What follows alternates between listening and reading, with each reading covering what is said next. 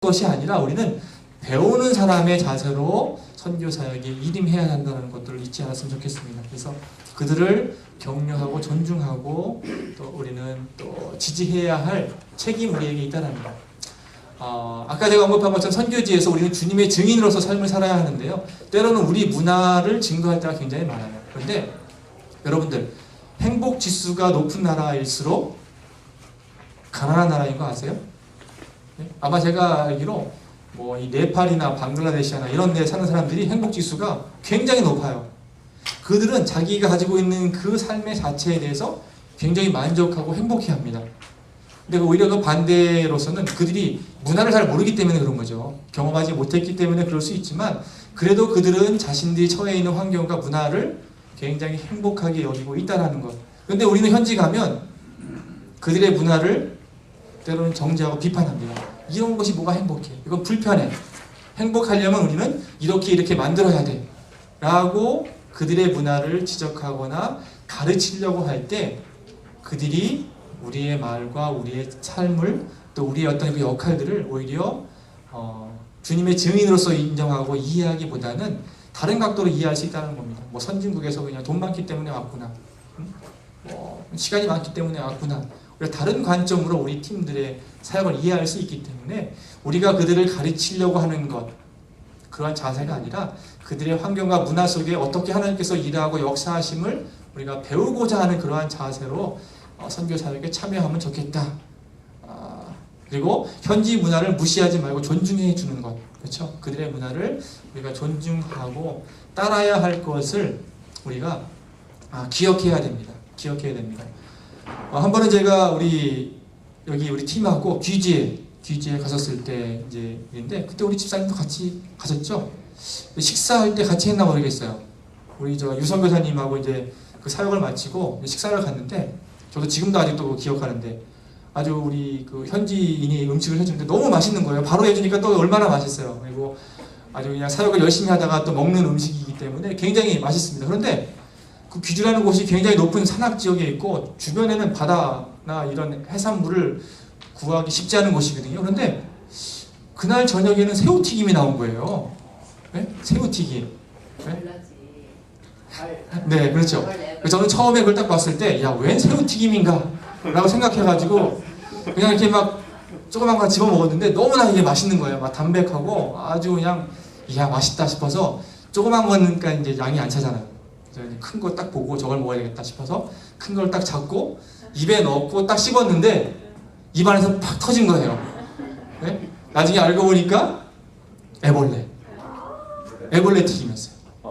애벌레 튀김. 그런데 애벌레는 그 아주 귀한 손님이 오실 때 줄 수 있는 그들의 문화와 또 마음이에요.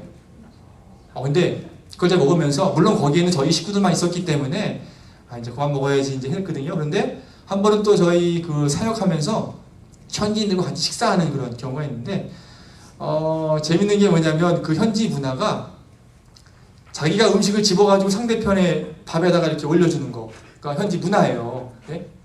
근데 이제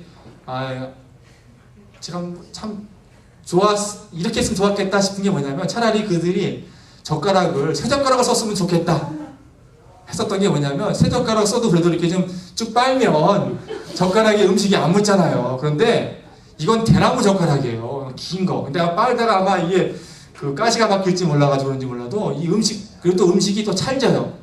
근데 이게 음식을 딱 집어보니까 거기에 뭐 양념은 다 묻어 있는데 그 양념 집은 걸 제가 먹고 있는 밥에 숟가락 위에다가 음식을 이렇게 막 주는 거예요. 근데 거기는 계속 주는 게 그들의 문화고 또 상대방을 존중하는 거거든요. 그런데 그 생각해보세요. 그냥 막 별의별 거 다 붙어있는 그 음식을 이렇게 받아 먹을 수밖에 없는. 어느 나라라고 그래요? 중국입니다. 중국이? 네. 근데 이제 그걸 먹으면서 제가 만약에 그 음식을 먹으면서 막 인상을 막 찌그리거나 막 이렇게 있잖아요. 막 안 좋은 표정을 진다라고 그러면 그분들이 어떻게 생각할까요? 아무리 사역 잘해도 자신들의 문화와 또 자신의 어떤 그 마음을 저 사람이 배려하고 있지 않구나라고 여겨질 때는 이미 그동안 했던 모든 사역은 그냥 끝난 겁니다. 물거품이고요. 더 이상 우리들에 대한 마음을 열지가 않는다라고 하는 것. 그래서 여러분들이 선교라는 게 쉽지 않습니다. 네? 이러한 어떤 환경 속에 그걸 또 견뎌야 되고 또 수용해야 되고 뭐 여러분들도 가면 모르겠어요. 캄보디아 갔을 때 뭘 드실지 모르겠지만 네? 하여튼 뭐 전 선교지가 너무나 이상한 걸 많이 먹어가지고 네? 뭐 기대가 되긴 합니다. 그런데 그런 상황 속에 이게 그들의 문화구나. 그러니까 그들을 또 서포트하고 또 지지해 주어야지만 그들 역시 우리가 전하고자 하는 그런 메시지나 삶을 수용할 수 있다는 것 여러분들이 기억해 주시고 그들의 문화를 정말 존중하고 또 받아들일 수 있는 그런 또 훈련도 했으면 좋겠다 싶어요. 그래서 특별히 우리 필리핀에 사는 게 참 좋은 게 뭐냐면 우리는 다문화를 경험할 수가 있잖아요. 그렇죠? 그래서 선교 떠나기 전에 베트남 가시는 분들, 캄보디아 가시는 분들은 혹시 그 음식을 접할 수 있는 곳에 있다면 가서 먼저 드시는 거예요. 정탐을 먼저 하는 거지. 그래서 뭐 아주 향내나는 음식도 한번 드셔보시고 또 현지 뭐 사탕이라든지 과자도 같은 것도 드셔보시면서 그들을 좀 더 이해할 수 있는 그런 과정들을 거친다면 현지에 도착해서 큰 문화 충격 받지 않고 그들의 문화를 잘 수용할 수 있다 이렇게 생각합니다. 자, 그리고 또 현지 교회에 실망을 안겨주고 연약하게 만들 수 있다라고 하는 부분이 있어요. 단기 선교의 단점에 의하면 이게 뭐냐면 우리가 현지에 가면은 굉장히 힘들고 어렵잖아요. 그렇죠? 그렇기 때문에 우리는 사랑의 마음으로 그들의 어려운 필요들을 돕는 경우가 있어요.